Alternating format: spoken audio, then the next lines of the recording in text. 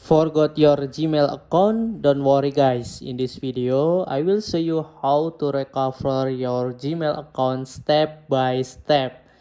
Step 1, open your browser and go to accounts.google.com sign in recovery.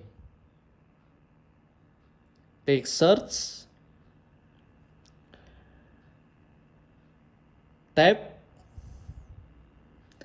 enter your Gmail address,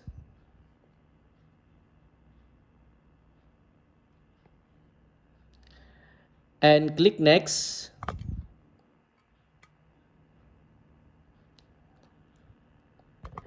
Enter your first name and last name and click next. Or step 2, open your setting in phone, tap Google,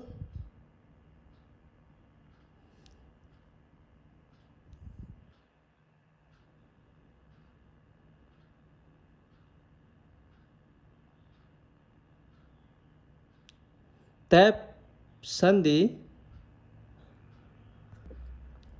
find Google,